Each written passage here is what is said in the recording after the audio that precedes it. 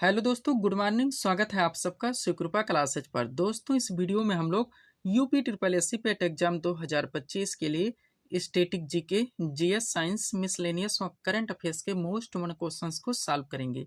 दोस्तों, ये सारे क्वेश्चंस हमारे आपके एग्जाम में पूछे जाने वाले प्रश्नों के सभी टॉपिक्स, प्रश्नों के लेवल, वहाँ प्रश्नों के टेंस, इसके अलावा दोस्तों आपके प्रीवियस ईयर एग्जाम्स के प्रश्नों को पूरी तरह से एनालाइज करके बनाया गया एक मोस्ट इंपॉर्टेंट वीडियो है। तो दोस्तों, आप लोग इन्हें कॉन्सेंट्रेट होकर चालू करें। क्वेश्चंस कम सॉल्व होने पर पुनः प्रश्नों का रिवीजन करें, ताकि UP triple S C PET exam 2025 में आप लोग static GK, GS, science, miscellaneous और करंट अफेयर्स के टॉपिक से आप अपने एग्जाम्स में अच्छे से अच्छा स्कोर कर सकें। पीडीएफ आपका दोस्तों पूरी तरह से कंप्लीट किया गया है। आपके एग्जाम में यहाँ से जो 100 क्वेश्चन में से मिनिमम 50 से 55 क्वेश्चन पूछे जाने हैं, जिसमें आपका पूरा स्टैटिक जीके आएगा, यानी कि परंपरागत सामान्य ज्ञान। आपके जीएस यानी कि सब्जेक्ट से क्वेश्चंस पूछे जाएंगे, हिस्ट्री, पॉलिटी, ज्योग्राफी, इकोनॉमिक्स। पूरा आपका साइंस आएगा, यानी कि physics, chemistry, bio. UP special, miscellaneous यानी विविध वाला चैप्टर व करंट अफेयर्स। आपके पूरे पाठ्यक्रम को प्रिपेयर करके आपके पीडीएफ में कंप्लीट कर दिया गया है, जहां जहां से आपके एग्जाम्स में क्वेश्चंस पूछे जाने हैं। एक सफिशिएंट परफेक्ट पीडीएफ है दोस्तों, जिसको आप रिवाइज करके कम से कम समय में अच्छे से अच्छा स्कोर कर सकते हैं। ओनली 100 रुपीज दोस्तों इस पीडीएफ की पेड फीस रखी गई है। व्हाट्सएप नंबर आप लोगों के सामने, जहां पर आप जुड़कर इस वैकेंसी का कंप्लीट पीडीएफ परचेज कर सकते हैं। तो चलिए दोस्तों, सीधे क्वेश्चंस की ओर चलते हैं। हम लोग वीडियो को स्टार्ट करेंगे स्टैटिक जीके के टॉपिक से। स्टैटिक जीके से पहला क्वेश्चन दोस्तों हमारे सामने है, देखेंगे किस टॉपिक से रखा गया है। क्वेश्चन है हमारा, जनगणना 2011 के अनुसार भारत का जनसंख्या घनत्व कितना है? करेक्ट आंसर होगा 382 व्यक्ति प्रति वर्ग किलोमीटर। स्टैटिक जीके से पहला क्वेश्चन दोस्तों हमारा किस टॉपिक से रखा गया है? जनगणना 2011 यानी कि सेंसस 2011 को लेकर आया हुआ है, जो कि दोस्तों आपका सुपर टॉपिक है, ट्रेंडिंग टॉपिक है। आपके एग्जाम्स में यहाँ से कंटिन्यू क्वेश्चन देखने को मिलेंगे। तो इस टॉपिक से रिलेटेड जितने भी क्वेश्चन, फैक्ट व कंटेंट बनते हैं, बेसिक से लेकर सब कुछ क्रम से पूरी तरह से कंप्लीट करके परफेक्ट सीट आपके सामने लगा दी गई है। अगर इस सीट को आप लोग अच्छे से प्रिपेयर करके चलते हैं तो यकीन कीजिएगा दोस्तों, कोई भी क्वेश्चन आपके एग्जाम में इस टॉपिक से किसी भी ट्रेंड, किसी भी फॉर्मेट से पूछे जाते हैं, क्वेश्चन आपसे मिस नहीं हो सकते। तो चलिए दोस्तों, इस सुपर टॉपिक को हम लोग पूरी तरह से कंप्लीट करना शुरू करते हैं। क्वेश्चन था हमारा, जनगणना 2011 के अनुसार भारत का जनसंख्या घनत्व कितना है? करेक्ट आंसर होगा 382 व्यक्ति प्रति वर्ग किलोमीटर। अब चलिए दोस्तों, इस सीट को थोड़ा सा अपने सामने करते हैं। देखिएगा, इंपॉर्टेंट पॉइंट्स के द्वारा इस टॉपिक को बेसिक से लेकर सब कुछ क्रम से पूरी तरह से कंप्लीट किया गया है। पहला पॉइंट है हमारा, भारत में जनगणना की शुरुआत 1872 में लॉर्ड मेयो के कार्यकाल में हुई थी। वह भारत में नियमित जनगणना की शुरुआत 1881 में लॉर्ड रिपन के कार्यकाल में हुई थी। आगे बढ़ेंगे। स्वीडन 1749 में पहली बार आधुनिक विश्व में जनगणना कराने वाला देश है, और अमेरिका 1790 में 10 के जनगणना की शुरुआत कराने वाला देश है, और स्वतंत्र भारत की पहली जनगणना 1951 ईस्वी में हुई थी। क्लियर रहेंगे आप लोग। आगे बढ़ते हैं। 2011 की जनगणना भारत की 15वीं जनगणना और स्वतंत्र भारत की 7वीं जनगणना थी। 2011 की जनगणना का आदर्श वाक्य तो हमारी जनगणना हमारा भविष्य था। 2011 की जनगणना के समय जनगणना आयुक्त की बात की जाए तो डॉक्टर सी चंद्रमौली थे, और 2011 की जनगणना की अनुमानित लागत तो 2200 करोड़ थी। ध्यान रखेंगे। आगे बढ़ते हैं। अगला पॉइंट है दोस्तों, 2001 से 2011 ईस्वी के बीच भारत की जनसंख्या की 10 की वृद्धि तो 17.7% रही। इस फैक्ट को आप लोग रट के रखेंगे। आगे बढ़िएगा। 1911 से 1921 ईस्वी के दौरान भारत की जनसंख्या की 10 की वृद्धि तो ऋणात्मक रही। कितना? -0.31%। और यह भारत की जनगणना के इतिहास में पहली बार हुआ, जिस कारण 1921 ईस्वी को महान विभाजक वर्ष यानी कि year of the great divide कहा जाता है। ध्यान रखिएगा। यहाँ तक दोस्तों आपकी बेसिक चीजें थी। अब जनगणना 2011 से जो डाटा निकल के आया, उसको आप लोग क्रम से पूरी तरह से कंप्लीट करेंगे। देखिएगा, पहला पॉइंट है, 2011 की जनगणना के अनुसार भारत की कुल जनसंख्या तो 1,21,08,54,977 है, यानी कि एक रूप में कहा जाए तो 121 करोड़ है, जो कि विश्व की कुल जनसंख्या का 17.5% है। ध्यान रखेंगे। अब इसमें दोस्तों पुरुषों की संख्या की बात की जाए तो 62,37,24,248 है, और महिलाओं की संख्या की बात की जाए तो 58,64,69,174 है। प्रतिशत में देखेंगे तो पुरुषों की जनसंख्या का प्रतिशत है 51.54% और महिलाओं की जनसंख्या का प्रतिशत है 48.46%। ध्यान रखिएगा। आगे बढ़ते हैं।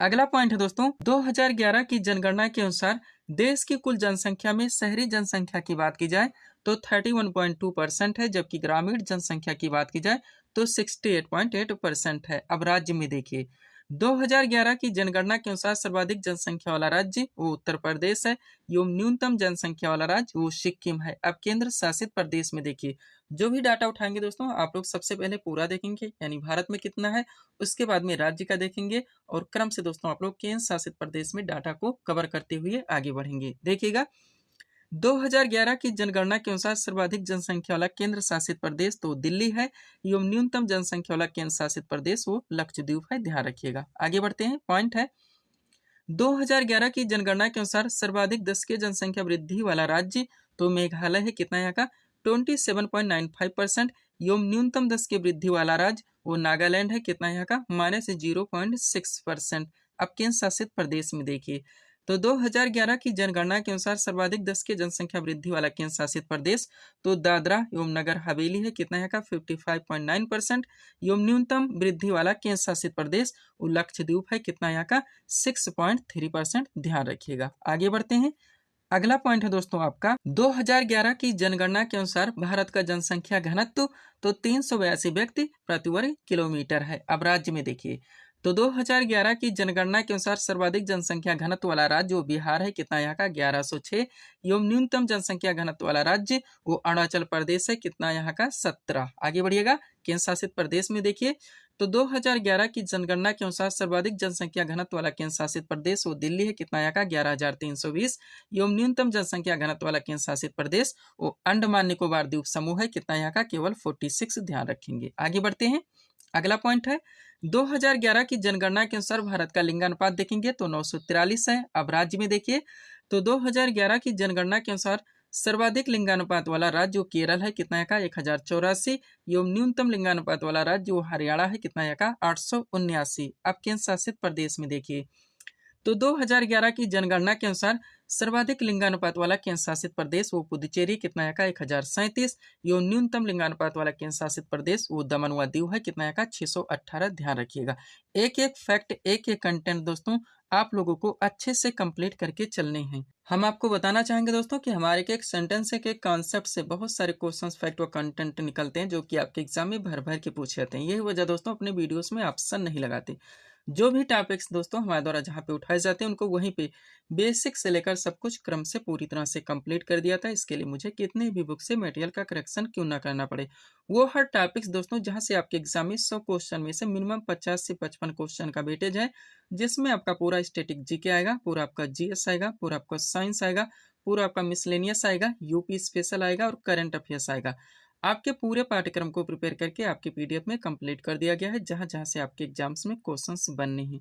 आगे देखिएगा, एक इंपॉर्टेंट नोट लगा हुआ दोस्तों, जन्म से लेकर 6 वर्ष की आयु तक प्रति 1000 बालकों की संख्या की तुलना में इसी आयु वर्ग में बालिकाओं की संख्या के अनुपात को शिशु लिंगानुपात कहते हैं। ध्यान रखिएगा। कॉन्सेप्चुअल भी दोस्तों आपके एग्जाम में क्वेश्चन पूछे जाते हैं कि लिंगानुपात क्या है, शिशु लिंगानुपात क्या है दोस्तों, जनसंख्या घनत्व क्या है। तो हर फॉर्मेट से दोस्तों हर ट्रेंड से क्वेश्चंस को मेंशन किया था, जैसे कि आपके एग्जाम में पूछे जाते हैं।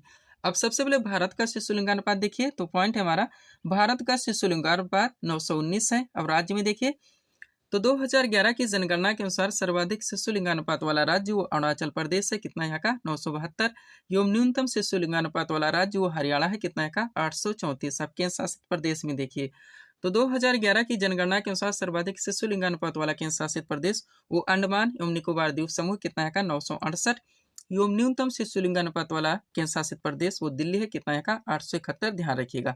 दोस्तों हम आपको बताना चाहेंगे, जो आपका ये पेट का एग्जाम होने जा रहा है दोस्तों, ये 3 साल के लिए दोस्तों पूरी तरह से वैलिड रहेगा और इसके बीच में दोस्तों इसमें बहुत सारी अच्छी अच्छी वैकेंसीज रन करेंगे।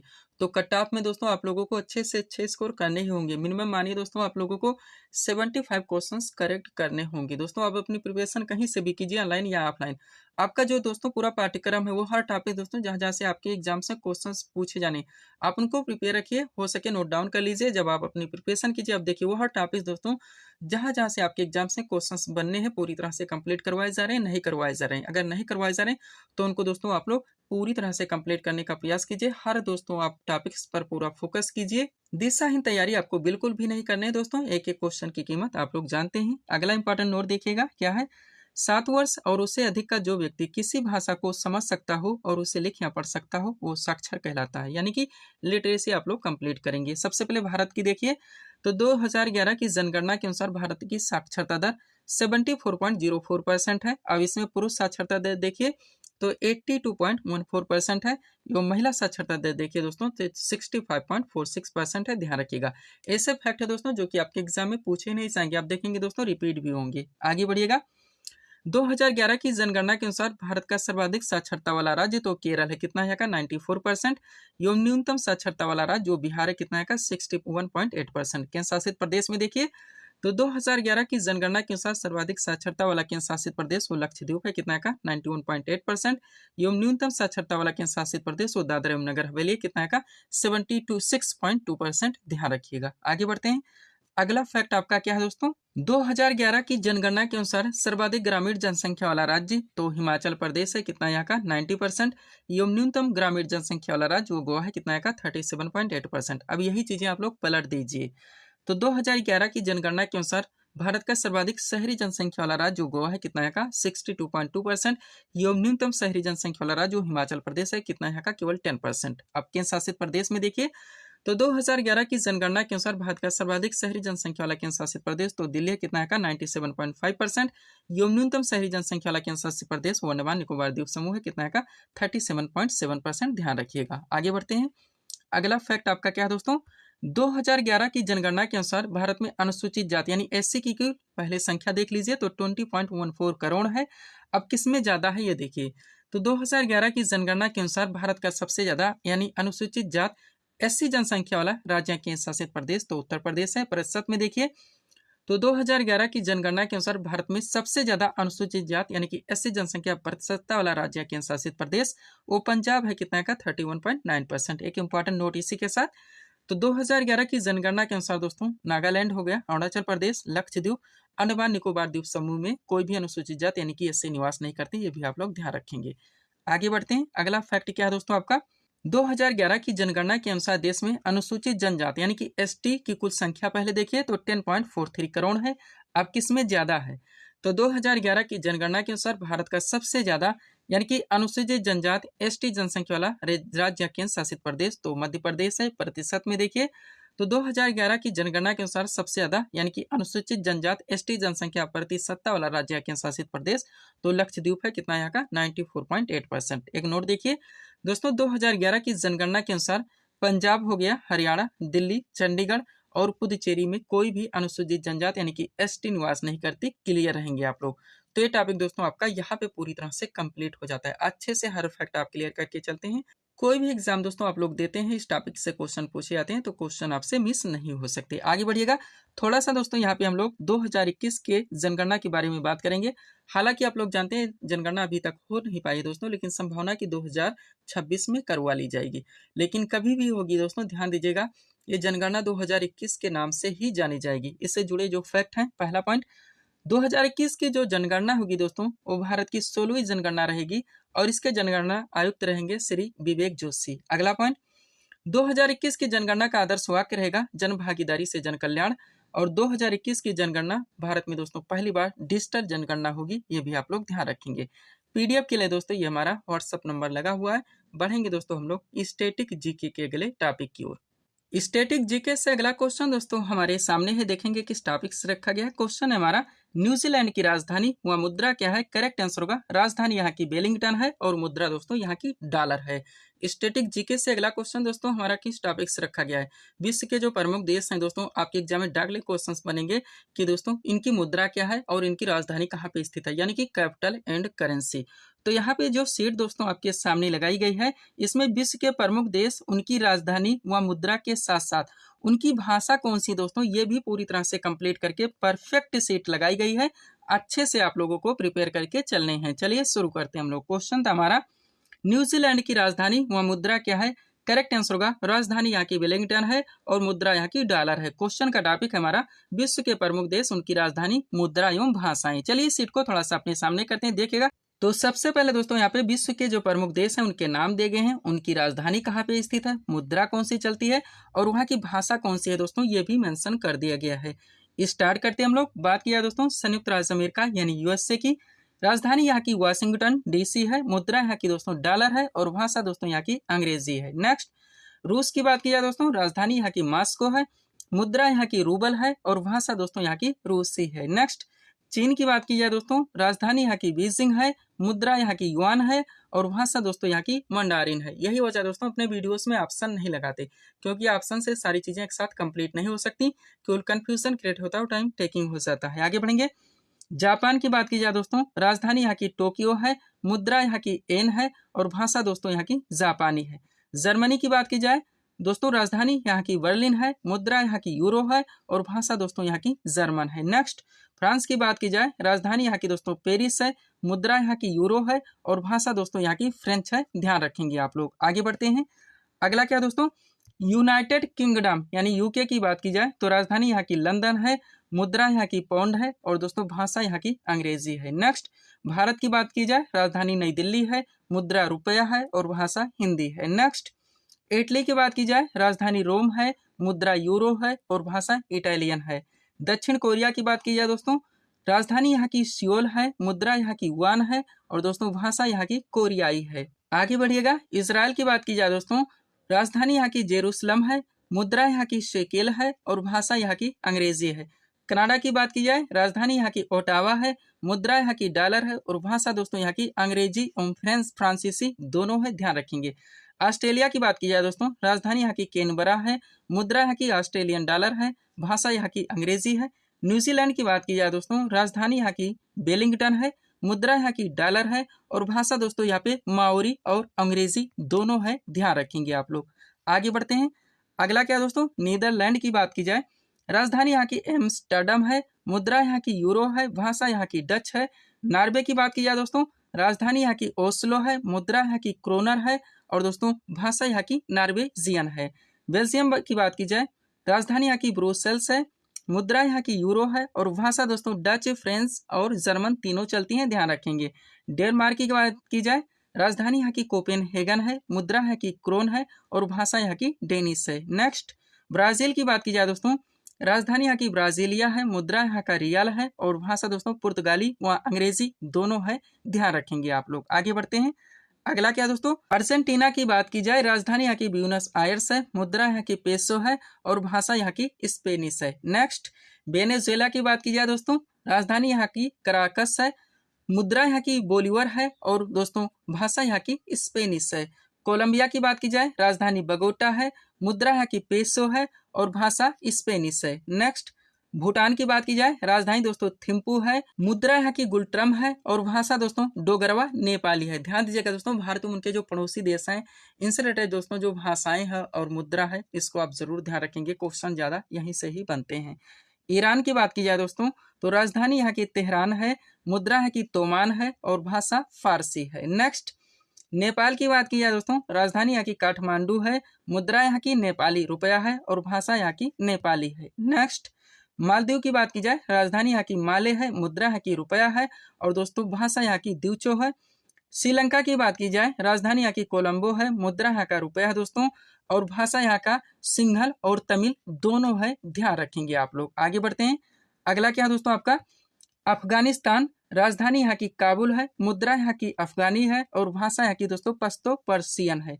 लास्ट दोस्तों पाकिस्तान, राजधानी यहाँ का इस्लामाबाद है, मुद्रा यहाँ की रुपया है और भाषा की बात की जाए दोस्तों तो उर्दू, पंजाबी व सिंधी है। ध्यान रखेंगे आप लोग। ये टॉपिक दोस्तों आपका यहाँ पे पूरी तरह से कंप्लीट हो जाता है। पीडीएफ के लिए हमारा व्हाट्सअप नंबर लगा हुआ है। बढ़ेंगे दोस्तों हम लोग स्टैटिक जीके के अगले टॉपिक की ओर। स्टैटिक जीके से अगला क्वेश्चन दोस्तों हमारे सामने ही देखेंगे किस टॉपिक से रखा गया। क्वेश्चन हमारा, किस पंचवर्षीय योजना के दौरान इसरो की स्थापना हुई थी? करेक्ट आंसर होगा चौथी पंचवर्षीय योजना। स्टैटिक जीके से अगला क्वेश्चन दोस्तों हमारा किस टॉपिक से रखा गया? पंचवर्षीय योजना से। आपका सुपर टॉपिक है दोस्तों, बहुत सारे क्वेश्चंस फैक्ट व कंटेंट इस टॉपिक से निकलते हैं जो कि आपके एग्जाम में कंटिन्यू पूछे जाते हैं। तो कंप्लीट सीट आपके सामने लगाई गई है, अच्छे से आप लोगों को प्रिपेयर करके चलने हैं। चलिए शुरू करते हैं हम लोग। क्वेश्चन हमारा, किस पंचवर्षीय योजना के दौरान इसरो की स्थापना हुई थी? करेक्ट आंसर होगा चौथी पंचवर्षीय योजना। क्वेश्चन का टॉपिक हमारा भारत की पंचवर्षीय योजनाएं। अब चलिए दोस्तों इस सीट को थोड़ा सा अपने सामने करते हैं। देखिएगा इंपॉर्टेंट पॉइंट्स के द्वारा इस टॉपिक को बेसिक से लेकर सब कुछ क्रम से पूरी तरह से कंप्लीट किया गया है। पहला पॉइंट है हमारा, भारत के प्रथम प्रधानमंत्री पंडित जवाहरलाल नेहरू द्वारा सन 1951 ईस्वी में देश में आर्थिक विकास को गति देने के लिए पंचवर्षीय योजना शुरू की गई थी। आगे बढ़िएगा, भारत की पहली पंचवर्षीय योजना 1951 ईस्वी में शुरू हुई थी। पंडित जवाहरलाल नेहरू के द्वारा भारत में पंचवर्षीय योजना की अवधारणा पेश की गई थी और भारत ने रूस देश से पंचवर्षीय योजना को अपनाया था। आगे बढ़ेंगे, जोसेफ स्टालिन प्रथम व्यक्ति थे जिन्होंने सोवियत संघ में वर्ष 1928 में पंचवर्षीय योजना को लागू किया था और पंचवर्षीय योजना बनाने का मुख्य कार्य योजना आयोग यानी कि प्लानिंग कमीशन का है, ध्यान रखिएगा। अब चूंकि दोस्तों प्लानिंग कमीशन यानी कि योजना आयोग की भी बात हुई है तो यहाँ से भी आपके एग्जाम में सुपर कंटेंट निकलते हैं, आप कंप्लीट कीजिए। पॉइंट है दोस्तों, योजना आयोग का गठन 15 मार्च 1950 ईस्वी को केंद्रीय मंत्रिमंडल के एक प्रस्ताव द्वारा किया गया था। योजना आयोग एक संवैधानिक संस्था यानी कि कॉन्स्टिट्यूशनल इंस्टीट्यूशनल या फिर कह सकते हैं कि कॉन्स्टिट्यूशनल बॉडी नहीं है, ध्यान रखिएगा। आगे बढ़ते हैं। अगला पॉइंट है दोस्तों आपका, योजना आयोग के प्रथम अध्यक्ष पंडित जवाहरलाल नेहरू एवं पहले उपाध्यक्ष गुलजारी लाल नंदा थे, ध्यान रखिएगा। अब योजना आयोग से जो बेसिक क्वेश्चन निकलते हैं उसको भी कंप्लीट कीजिए। दोस्तों योजना आयोग भारत सरकार की एक संस्था थी जो देश के आर्थिक और सामाजिक विकास के लिए योजनाएं बनाने का काम करती थी। इसका मुख्य उद्देश्य देश के संसाधनों का सही उपयोग करके जीवन स्तर में सुधार करना, उत्पादन बढ़ाना और रोजगार के अवसर पैदा करना था। 2014 में योजना आयोग को समाप्त कर दिया गया और उसके स्थान पर नीति आयोग का गठन कर दिया गया, ध्यान रखिएगा। अब नीति आयोग की भी बात हो गई है दोस्तों, तो इससे रिलेटेड जितने भी कंटेंट बनते हैं आप यहीं पे कंप्लीट कीजिए, देखिएगा। अब बात की जाए दोस्तों नीति आयोग की, तो इसकी स्थापना 1 जनवरी 2015 को की गई थी। नीति का पूरा नाम होता है national institution for transforming India यानी कि राष्ट्रीय भारत परिवर्तन संस्थान। इसके प्रथम उपाध्यक्ष अरविंद पनघड़िया थे, वह प्रथम सीईओ अमिताभ कांत थे। आगे बढ़िएगा, वर्तमान उपाध्यक्ष की बात की जाए नीति आयोग की तो श्री सुमन बेरी हैं और वर्तमान सीईओ श्री बीवीआर सुब्रमण्यम हैं और अध्यक्ष की बात की जाए दोस्तों तो प्रधानमंत्री नरेंद्र मोदी जी हैं, ये भी आप लोग ध्यान रखेंगे। आगे बढ़ते हैं। अब नीति आयोग से जुड़े दोस्तों आप लोग बेसिक पॉइंट कवर कीजिए। बात की जाए नीति आयोग की तो दोस्तों इसे राष्ट्रीय भारत परिवर्तन संस्थान भी कहा जाता है। भारत सरकार का यह एक थिंक टैंक है, ये भी बार बार पूछा जाता है, जिसका मुख्य उद्देश्य देश के आर्थिक विकास को बढ़ावा देना है। यहाँ 1 जनवरी 2015 को योजना आयोग के स्थान पर स्थापित किया गया था। नीति आयोग का मुख्य कार्य केंद्र और राज्य सरकारों को रणनीतिक और तकनीकी सलाह प्रदान करना है ताकि देश में सतत विकास लक्ष्यों को प्राप्त किया जा सके, ध्यान रखेंगे। यहाँ तक दोस्तों आपकी बेसिक चीजें थी। आगे बढ़िएगा, अब यहाँ से दोस्तों हम लोग पंचवर्षीय योजनाओं को क्रम से पूरी तरह से कंप्लीट करेंगे। देखिएगा पॉइंट है हमारा भारत की पंचवर्षीय योजनाएं। स्टार्ट करते हैं दोस्तों हम लोग। बात की जाए प्रथम पंचवर्षीय योजना की तो इसकी अवधि थी 1 अप्रैल 1951 से लेकर 31 मार्च 1956 तक। मॉडल की बात की जाए तो हेरा डोमर मॉडल पर आधारित थी। मुख्य उद्देश्य था इसका कृषि विकास। छोटा सा नोट देखिए दोस्तों, इस योजना काल के दौरान कई बड़ी सिंचाई परियोजनाएं लगाई गई जैसे कि भाखड़ा नांगल परियोजना, दामोदर नदी घाटी परियोजना और ब्यास परियोजना। हर फैक्ट हर कंटेंट को दोस्तों आप लोग अच्छे से प्रिपेयर करके चलेंगे। हम आपको बताना चाहेंगे दोस्तों हमारे एक सेंटेंस के कॉन्सेप्ट से बहुत सारे क्वेश्चंस फैक्ट व कंटेंट निकालते हैं जो कि आपके एग्जाम में भर भर के पूछे जाते हैं। यही वजह दोस्तों अपने वीडियोस में ऑप्शन नहीं लगाते क्योंकि ऑप्शन से सारी चीजें एक साथ कंप्लीट नहीं हो सकती, केवल कंफ्यूजन क्रिएट होता है और टाइम टेकिंग हो जाता है। वो हर टॉपिक्स दोस्तों जिसका आपके एग्जाम में 100 क्वेश्चन में से मिनिमम 50 से 55 क्वेश्चन का वेटेज है, जिसमें आपका पूरा स्टैटिक जीके आएगा, पूरा आपका जीएस आएगा, साइंस आएगा, यूपी स्पेशल आएगा, मिसलेनियस आएगा, व करंट अफेयर्स आएगा। आपके पूरे पाठ्यक्रम को प्रिपेयर करके आपके पीडीएफ में कंप्लीट कर दिया गया है, जहां जहां से आपके एग्जाम्स में क्वेश्चंस बनने हैं। आगे बढ़िएगा, बात की जाए दोस्तों द्वितीय पंचवर्षीय योजना की तो समयावधि थी इसकी 1 अप्रैल 1956 से लेकर 31 मार्च 1961 तक। मॉडल की बात की जाए तो पीसी महालनोबिस मॉडल पर आधारित थी। मुख्य उद्देश्य था इसका औद्योगिक विकास। नोट देखिए दोस्तों, द्वितीय पंचवर्षीय योजना के दौरान अनेक महत्वपूर्ण वृहद उद्योग जैसे कि राउरकेला, भिलाई और दुर्गापुर क्रमशः लगा हुआ ध्यान रखेंगे जर्मनी, रूस और ब्रिटेन के सहयोग से स्थापित किए गए। वह द्वितीय पंचवर्षीय योजना के दौरान भारत में मिश्रित अर्थव्यवस्था का विकल्प चुना गया था। ये भी आप लोग ध्यान रखेंगे।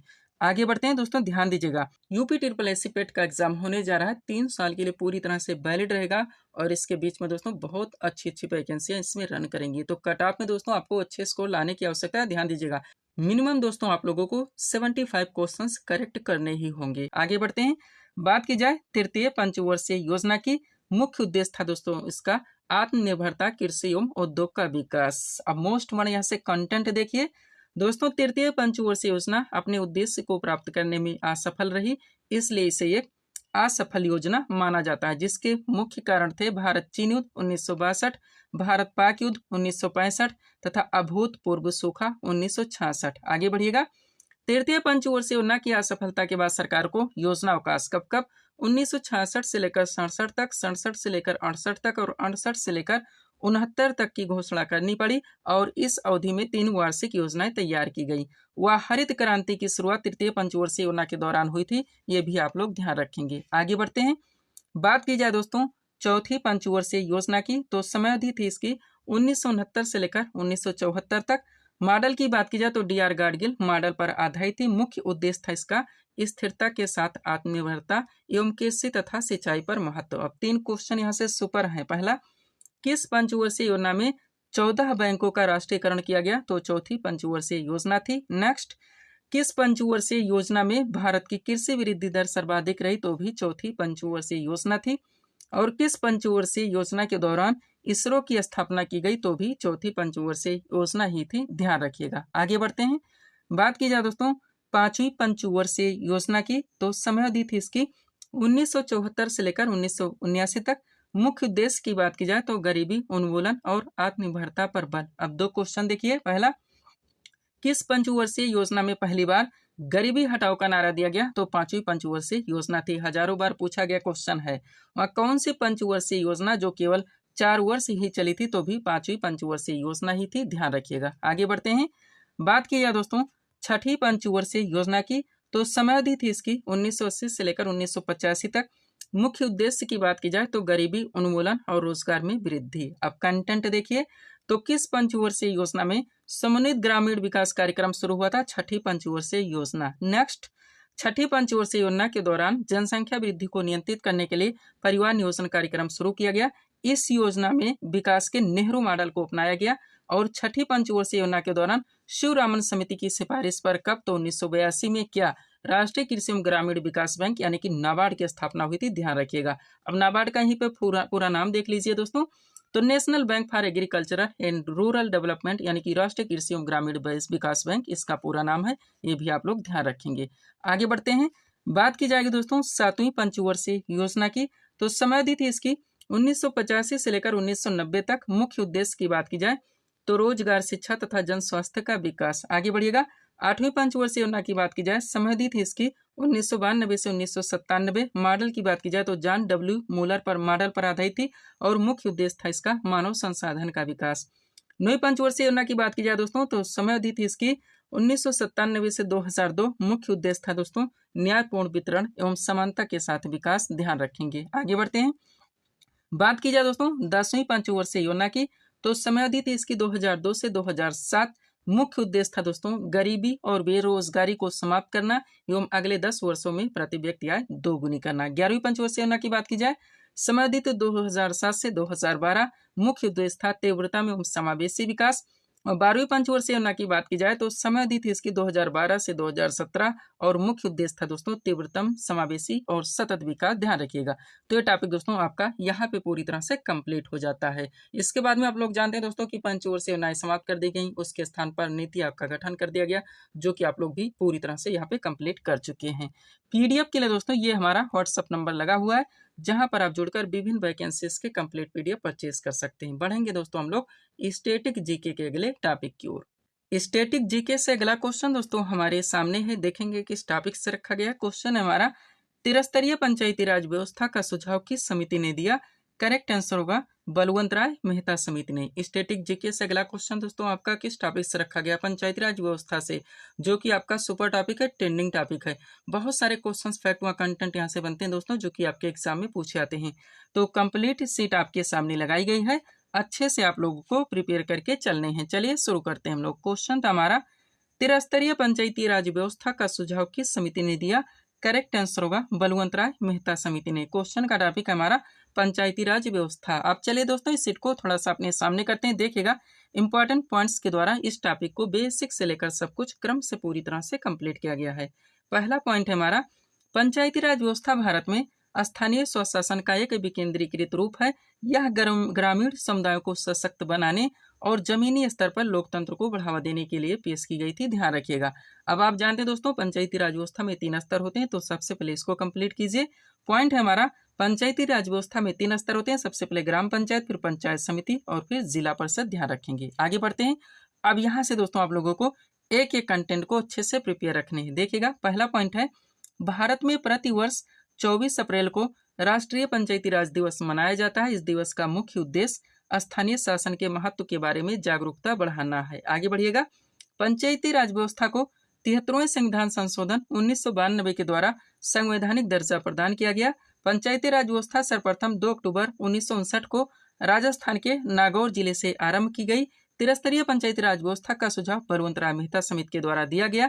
संविधान की 11वीं अनुसूची में इसको रखा गया है। टोटल 29 कार्यों को इसके दायरे में डाला गया है और लॉर्ड रिपन को भारत में स्थानीय स्वशासन का जनक माना जाता है। सब कुछ आप अच्छे से क्लियर करके चलेंगे। आगे बढ़िएगा।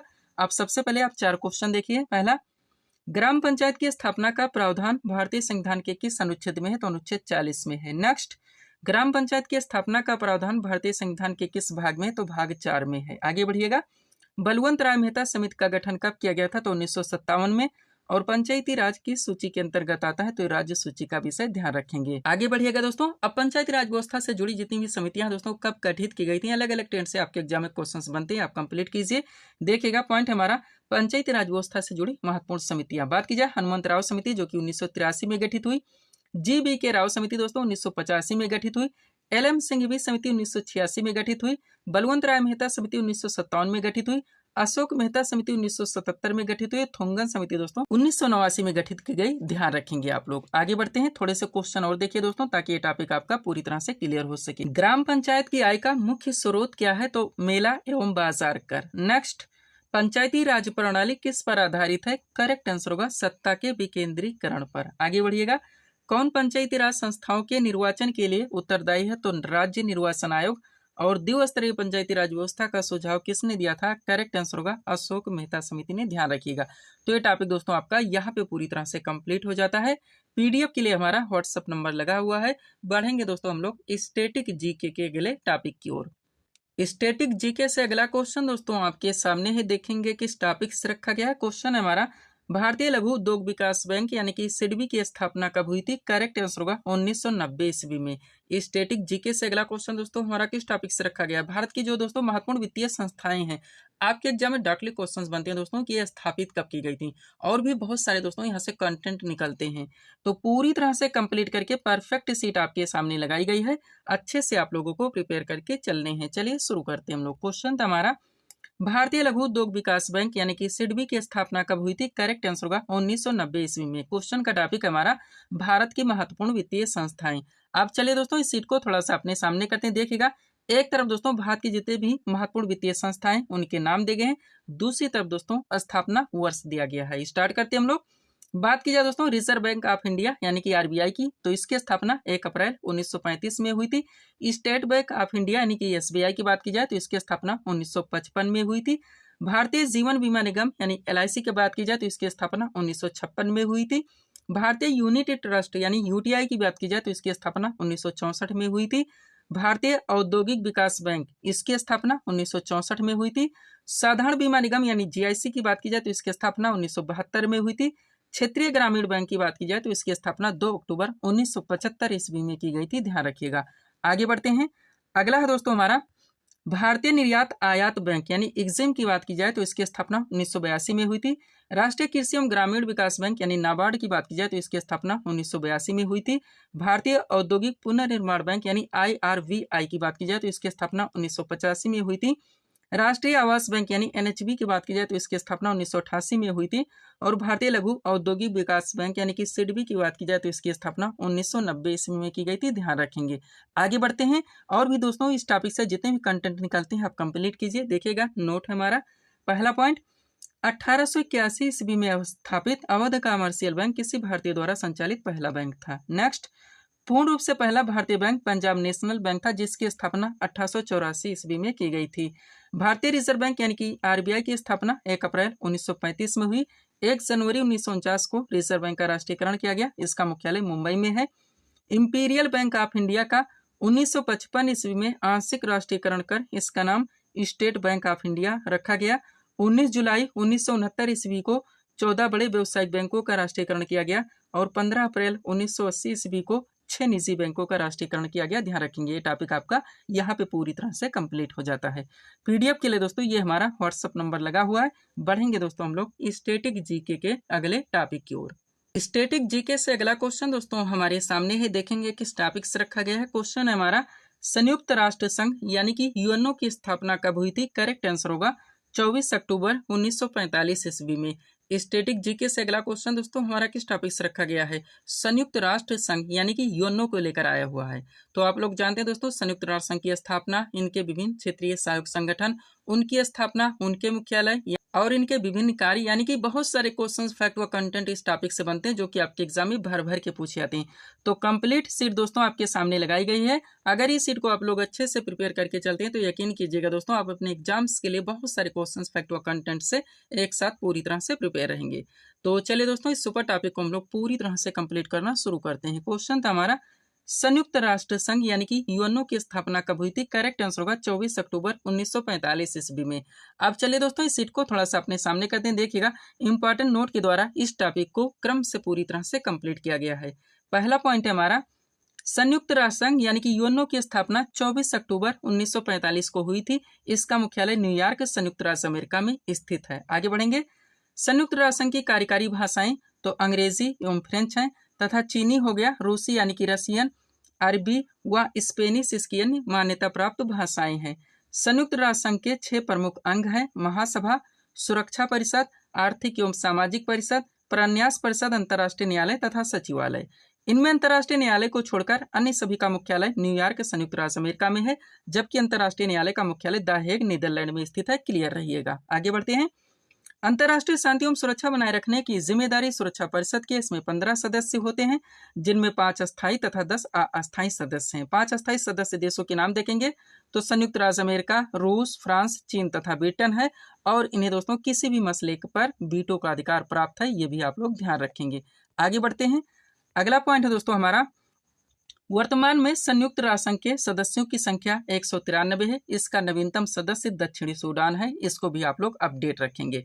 अब इस सीट को दोस्तों आप लोगों को अच्छे से कंप्लीट करके चलने हैं, जहाँ पे संयुक्त राष्ट्र संघ के जितने भी दोस्तों विशिष्ट सहयोगी संगठन हैं वो कहाँ पे स्थित हैं और उनकी स्थापना कब की गई थी, पूरी तरह से कंप्लीट किया गया है। देखिएगा पॉइंट हमारा, संयुक्त राष्ट्र संघ के विशिष्ट सहयोगी संगठन, सबसे पहले इन विभिन्न संगठनों के नाम दिए गए हैं, स्थापना वर्ष दिया गया है और मुख्यालय भी मेंशन कर दिया गया है। स्टार्ट करते हैं।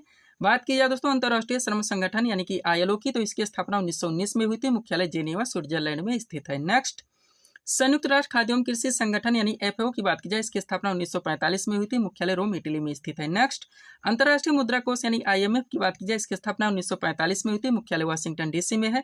वह अंतर्राष्ट्रीय पुनर्निर्माण एवं विकास बैंक की बात की जाए, इसकी स्थापना 1945 में हुई थी। मुख्यालय वाशिंगटन DC में है। नेक्स्ट, यूनेस्को, इसका फुल फॉर्म भी जरूर ध्यान रखें दोस्तों, हालांकि करंट के PDF में सब कुछ मेंशन है। UNESCO यानी कि United Nations Educational, Scientific and Cultural Organization, यानी कि दोस्तों संयुक्त राष्ट्र शैक्षिक, वैज्ञानिक एवं सांस्कृतिक संगठन, जिसकी स्थापना भी 1945 में हुई थी। इसका मुख्यालय फ्रांस की राजधानी पेरिस में है। विश्व स्वास्थ्य संगठन यानी कि WHO की बात की जाए, इसकी स्थापना 1948 में की गई थी। इसका मुख्यालय जेनेवा स्विट्जरलैंड में स्थित है। ध्यान रखिएगा। आगे बढ़ते हैं। अगला दोस्तों अंतर्राष्ट्रीय दूरसंचार संघ, जिसकी स्थापना 1961 में हुई थी। इसका मुख्यालय भी जेनेवा स्विट्जरलैंड में है। यूनिसेफ की बात की जाए दोस्तों, इसकी स्थापना 1946 में हुई थी। मुख्यालय न्यूयॉर्क USA में है। अंतर्राष्ट्रीय परमाणु ऊर्जा अभिकरण की बात की जाए, इसकी स्थापना 1957 में हुई थी, मुख्यालय वियना ऑस्ट्रिया में है। अंतर्राष्ट्रीय नागरिक उड्डयन संस्थान की बात की जाए, इसकी स्थापना 1944 में हुई थी, मुख्यालय मॉन्ट्रियल कनाडा में है। और विश्व मौसम विज्ञान संस्थान यानी INMO की बात की जाए, इसकी स्थापना 1951 में हुई थी, मुख्यालय जेनेवा स्विट्जरलैंड में स्थित है। ध्यान रखेंगे, ये टॉपिक दोस्तों आपका यहाँ पे पूरी तरह से कंप्लीट हो जाता है। आगे बढ़िएगा, अब इसी से मिलता जुलता दोस्तों एक छोटा सा टॉपिक आपका इसमें और ऐड हो जाता है। हम चाहते हैं दोस्तों इस टॉपिक को भी इसी टॉपिक के साथ आप लोग पूरी तरह से कंप्लीट करिए। देखिएगा, पॉइंट है दोस्तों, प्रमुख और भी दोस्तों जितने भी अंतर्राष्ट्रीय संगठन है उनकी स्थापना कब हुई थी और उनके मुख्यालय कहाँ पे स्थित है। तो सबसे पहले इन विभिन्न संगठनों के नाम है, इनके स्थापना वर्ष दिए गए और मुख्यालय भी मेंशन कर दिया गया है। स्टार्ट करते हैं। बात किया दोस्तों राष्ट्रमंडल की स्थापना 1949 में हुई थी, मुख्यालय लंदन यूके में है। रेड क्रॉस की बात की जाए, इसकी स्थापना 1863 में हुई थी, मुख्यालय जेनेवा स्विट्जरलैंड में है। इंटरपोल की बात की जाए, इसकी स्थापना 1923 में हुई थी, मुख्यालय लियांस फ्रांस में है। उत्तरी अटलांटिक संधि संगठन यानी कि नाटो की बात की जाए, इसकी स्थापना 1949 में हुई थी, मुख्यालय ब्रुसेल्स बेल्जियम में है। यूरोपीय संघ यानी EU की बात की जाए, इसकी स्थापना 1965 में हुई थी, मुख्यालय ब्रुसेल्स बेल्जियम में है। दक्षिणी एशियाई क्षेत्रीय सहयोग संगठन यानी कि सार्क की बात हो रही है, ध्यान दीजिएगा, स्थापना 1985 में हुई थी, मुख्यालय इसका नेपाल की राजधानी काठमांडू में है। ध्यान रखेंगे आप लोग। आगे बढ़ते हैं, अगला क्या है दोस्तों आपका पेट्रोलियम निर्यातक देशों का संगठन यानी कि ओपेक की बात हो रही है, ध्यान दीजिएगा, स्थापना 1960 में हुई थी, मुख्यालय वियना ऑस्ट्रिया में। लास्ट है एशियाई विकास बैंक यानी ADB की बात की जाए, इसकी स्थापना 1967 में हुई थी, मुख्यालय दोस्तों मनीला फिलीपींस में। ध्यान रखिएगा, ये टॉपिक भी आपका यहाँ पे पूरी तरह से क्लियर हो जाता है। PDF के लिए हमारा व्हाट्सअप नंबर लगा हुआ है। बढ़ेंगे दोस्तों हम लोग स्टैटिक जीके के अगले टॉपिक की ओर। स्टैटिक जीके से अगला क्वेश्चन दोस्तों हमारे सामने है, देखेंगे किस टॉपिक से रखा गया है। क्वेश्चन है हमारा, हर्षचरित नामक पुस्तक के लेखक कौन है? करेक्ट आंसर होगा बाणभट्ट। स्टैटिक जीके से अगला क्वेश्चन दोस्तों हमारा किस टॉपिक से रखा गया है? जितनी भी दोस्तों प्राचीन पुस्तकें आपके एग्जाम में दोस्तों डायरेक्टली क्वेश्चंस बनते हैं कि इनके लेखक कौन है, तो कंप्लीट सीट आपके सामने लगाई गई है, अच्छे से आप लोगों को प्रिपेयर करके चलने हैं। चलिए शुरू करते हैं हम लोग। क्वेश्चन था हमारा, हर्षचरित नामक पुस्तक के लेखक कौन है? करेक्ट आंसर होगा बाणभट्ट। क्वेश्चन का टॉपिक है हमारा महत्वपूर्ण प्राचीन पुस्तकें एवं उनके लेखक। चलिए सीट को थोड़ा सा अपने सामने करते देखिएगा, एक तरफ दोस्तों महत्वपूर्ण जितनी भी प्राचीन पुस्तकें हैं उनके नाम दिए गए हैं, दूसरी तरफ उनके लेखक के नाम दिए गए हैं। स्टार्ट करते हैं। बात किया दोस्तों पृथ्वीराज रासो, तो इनके लेखक चंदुवरदाई हैं। गीतांजलि, गार्डनर, पोस्ट ऑफिस और गोरा मोस्ट इंपोर्टेंट, चारों के लेखक रविन्द्रनाथ टैगोर हैं। 49 डेज के लेखक अमृता प्रीतम है। 10 टू पाकिस्तान के लेखक खुशवंत सिंह है। रंगभूमि के लेखक प्रेमचंद हैं। आगे बढ़िएगा, पल्लव के लेखक सुमित्रा नंदन पंत है। कुरुक्षेत्र और उर्वशी दोनों मोस्ट इंपोर्टेंट हैं। लेखक इनके दोस्तों रामधारी सिंह दिनकर हैं। ध्यान रखिएगा। आगे बढ़ते हैं। अनहैप्पी इंडिया के लेखक दोस्तों लाला लाजपत राय हैं। भारत भारती, यशोधरा और साकेत, इनके लेखक मैथिली शरण गुप्त हैं। कागज से कैनवास के लेखक अमृता प्रीतम है। पंचतंत्र के लेखक विष्णु शर्मा है। द कंपनी ऑफ बीमा के लेखक खुशवंत सिंह है। प्रेम वाटिका के लेखक रसखान है। नेचुरल हिस्ट्री के लेखक दोस्तों पिलनी हैं। और बुद्ध चरितम के लेखक दोस्तों अश्व घोष हैं। ध्यान रखिएगा। आगे बढ़ते हैं। अगला है दोस्तों कादम्बरी मोस्ट इंपॉर्टेंट, तो इनके लेखक बाणभट्ट हैं। द इंडियन स्ट्रगल के लेखक सुभाष चंद्र बोस हैं। शाहनामा के लेखक फिरदौसी हैं। सूर सागर, सूर सारावली और साहित्य लहरी, इनके लेखक सूरदास जी हैं। हुमायूं नामा की लेखिका गुलबदन बेगम है। लाइफ डिवाइन के लेखक अरविंद घोष हैं। अनामिका के लेखक दोस्तों सूर्यकांत त्रिपाठी निराला हैं। ध्यान रखिएगा। आगे बढ़ते हैं। अगला है दोस्तों यामा, जिनके लेखक महादेव वर्मा है। एन एरिया ऑफ डार्कनेस के लेखक VS नायपाल हैं। इंदु व्यू ऑफ लाइफ के लेखक डॉक्टर सर्वपल्ली राधाकृष्णन है। राजतरंगिणी के लेखक कल्लण है। कुमार संभवम, अभिज्ञान शाकुंतलम और मेघदूत के लेखक कालिदास जी हैं। मालती माधव के लेखक दोस्तों भवभूति हैं। किताबुल हिंद के लेखक अलबरूनी है। और दादा कामरेड के लेखक दोस्तों यशपाल हैं। ध्यान रखेंगे आप लोग। आगे बढ़ते हैं। अगला क्या दोस्तों चितम्बरा मोस्ट इंपोर्टेंट, लेखक सुमित्रा नंदन पंत है। डार्क रूम, माई डेस और मालगुडी डेस, इनके लेखक RK नारायण है। चंद्रकांता के लेखक देवकीनंदन खत्री हैं। कामसूत्र के लेखक वात्स्यायन है। हितोपदेश के लेखक नारायण पंडित हैं। अर्थशास्त्र के लेखक कौटिल्य या चाणक्य हैं। इनका एक और नाम है क्या? विष्णुगुप्त। कामायनी के लेखक जयशंकर प्रसाद हैं। अष्टाध्यायी के लेखक दोस्तों पाणिनि हैं। ध्यान रखिएगा। आगे बढ़ते हैं। अगला क्या दोस्तों हमारा इंडिका मोस्ट इंपोर्टेंट, इनके लेखक मेगस्थनीज हैं। आईने अकबरी व अकबरनामा के लेखक अबुल फजल हैं। बीजक के लेखक कबीरदास जी हैं। गोदान और कर्मभूमि, इनके लेखक प्रेमचंद हैं। इंटरनल इंडिया की लेखिका इंदिरा गांधी हैं। कुली के लेखक दोस्तों मुल्कराज आनंद हैं। मृच्छ कटिकम के लेखक शूद्रक हैं। ध्यान रखिएगा। आगे बढ़ते हैं। अगला क्या है दोस्तों विंग्स ऑफ फायर जो कि एक जीवनी है, इसके अलावा टर्निंग पॉइंट और इंडिया 2020 लेखक डॉक्टर एपीजे अब्दुल कलाम है। द डिस्कवरी ऑफ इंडिया के लेखक पंडित जवाहरलाल नेहरू हैं। इंडिया डिवाइडेड के लेखक डॉक्टर राजेंद्र प्रसाद हैं। माई एक्सपेरिमेंट विद ट्रूथ और हिंद स्वराज के लेखक महात्मा गांधी है। आनंद मठ के लेखक Bankim Chandra Chatterjee. India means freedom की के लेखक दोस्तों मौलाना अबुल कलाम आजाद हैं। मधुशाला के लेखक दोस्तों हरिवंश राय बच्चन हैं, ध्यान रखिएगा। आगे बढ़ते हैं और लास्ट है दोस्तों हमारा सत्यार्थ प्रकाश, जिनके लेखक स्वामी दयानंद सरस्वती हैं, ध्यान रखिएगा। पीडीएफ के लिए हमारा व्हाट्सएप नंबर लगा हुआ है। बढ़ेंगे दोस्तों हम लोग स्टैटिक जीके के अगले टॉपिक की ओर। स्टैटिक जीके से अगला क्वेश्चन दोस्तों हमारे सामने है, देखेंगे किस टॉपिक से रखा गया है। क्वेश्चन हमारा विश्व जनसंख्या दिवस किस तिथि को मनाया जाता है? करेक्ट आंसर होगा 11 जुलाई को। स्टैटिक जीके से अगला क्वेश्चन दोस्तों हमारा किस टॉपिक से रखा गया है? महत्वपूर्ण जितने भी दोस्तों राष्ट्रीय और अंतर्राष्ट्रीय दिवस हैं आपके एग्जाम में दोस्तों कंटिन्यू क्वेश्चंस बनते हैं, तो कंप्लीट सीट आपके सामने लगाई गई है, अच्छे से आप लोगों को प्रिपेयर करके चलने हैं। चलिए शुरू करते हैं हम लोग। क्वेश्चन था हमारा विश्व जनसंख्या दिवस किस तिथि को मनाया जाता है? करेक्ट आंसर होगा 11 जुलाई को। क्वेश्चन का टॉपिक हमारा महत्वपूर्ण राष्ट्रीय और अंतर्राष्ट्रीय दिवस। चलिए सीट को थोड़ा सा अपने सामने करते हैं, देखिएगा एक तरफ दोस्तों जितने भी महत्वपूर्ण दिवस हैं उनके नाम दिए गए, दूसरी तरफ दोस्तों संबंधित तिथि के नाम दिए गए। स्टार्ट करते हैं। बात की जाए दोस्तों प्रवासी भारतीय दिवस, ये 9 जनवरी को मनाया जाता है। विश्व हिंदी दिवस 10 जनवरी को मनाया जाता है। राष्ट्रीय युवा दिवस दोस्तों जो कि स्वामी विवेकानंद के जन्म दिवस पर मनाया था, ये 12 जनवरी को मनाया जाता है। थल सेना दिवस 15 जनवरी को मनाया जाता है। भारतीय गणतंत्र दिवस 26 जनवरी को मनाया जाता है। कुष्ठ निवारण दिवस या शहीद दिवस दोनों कह सकते हैं दोस्तों 30 जनवरी को मनाया जाता है। भारतीय तटरक्षक दिवस दोस्तों 1 फरवरी को मनाया जाता है, ध्यान रखिएगा आप लोग। आगे बढ़ते हैं। अगला क्या है दोस्तों विश्व आर्द्र भूमि दिवस जो कि 2 फरवरी को मनाया जाता है। विश्व कैंसर दिवस 4 फरवरी को मनाया जाता है। विश्व रेडियो दिवस 13 फरवरी को मनाया जाता है। राष्ट्रीय विज्ञान दिवस 28 फरवरी को मनाया जाता है। अंतर्राष्ट्रीय महिला दिवस 8 मार्च को मनाया जाता है। विश्व उपभोक्ता अधिकार दिवस 15 मार्च को मनाया जाता है। विश्व वानिकी दिवस 21 मार्च को मनाया जाता है। विश्व स्वास्थ्य दिवस दोस्तों ये 7 अप्रैल को मनाया जाता है, ध्यान रखिएगा। आगे बढ़ते हैं। अगला क्या है दोस्तों विश्व विरासत दिवस मोस्ट मार्च जो कि 18 अप्रैल को मनाता है। विश्व पृथ्वी दिवस 22 अप्रैल को मनाता है। अंतर्राष्ट्रीय श्रम दिवस 1 मई को मनाता है। राष्ट्रीय श्रम दिवस 5 मई को मनाता है। विश्व रेड क्रॉस दिवस 8 मई को मनाया जाता है। विश्व पर्यावरण दिवस दोस्तों 5 जून को मनाया जाता है। अंतर्राष्ट्रीय योग दिवस 21 जून को मनाया जाता है, ध्यान रखिएगा। आगे बढ़ते हैं। अगला क्या है दोस्तों विश्व जनसंख्या दिवस जो कि 11 जुलाई को मनाया जाता है। भारतीय स्वतंत्रता दिवस दोस्तों 15 अगस्त को मनाया जाता है। राष्ट्रीय खेल दिवस 29 अगस्त को मनाया जाता है।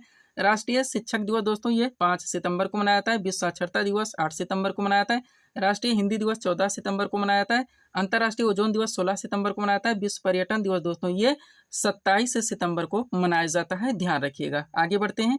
अगला क्या है दोस्तों विश्व अहिंसा दिवस जो कि गांधी जयंती पर मनाया जाता है और लाल बहादुर शास्त्री जयंती दोनों, ध्यान रखिएगा, 2 अक्टूबर को मनाया जाता है। संयुक्त राष्ट्र दिवस 24 अक्टूबर को मनाया जाता है। राष्ट्रीय एकता दिवस 31 अक्टूबर को मनाया जाता है। विश्व विज्ञान दिवस 10 नवंबर को मनाया जाता है। राष्ट्रीय शिक्षा दिवस 11 नवंबर को मनाया जाता है। राष्ट्रीय बाल दिवस 14 नवंबर को मनाया जाता है।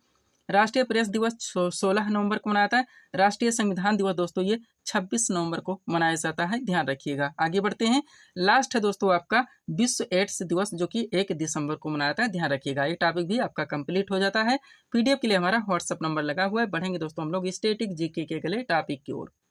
स्टैटिक जीके से अगला क्वेश्चन दोस्तों हमारे सामने है, देखेंगे किस टॉपिक से रखा गया है। क्वेश्चन हमारा कार्बेट राष्ट्रीय उद्यान भारत के किस राज्य में स्थित है? करेक्ट आंसर होगा नैनीताल उत्तराखंड में। स्टैटिक जीके से अगला क्वेश्चन दोस्तों हमारा किस टॉपिक से रखा गया है? जितने भी दोस्तों भारत के राष्ट्रीय पार्क हैं या राष्ट्रीय उद्यान है या वन्यजीव अभियान है, आपके एग्जाम में डायरेक्टली क्वेश्चन बनते हैं दोस्तों कि भारत के किस राज्य के शासित प्रदेश में स्थित है।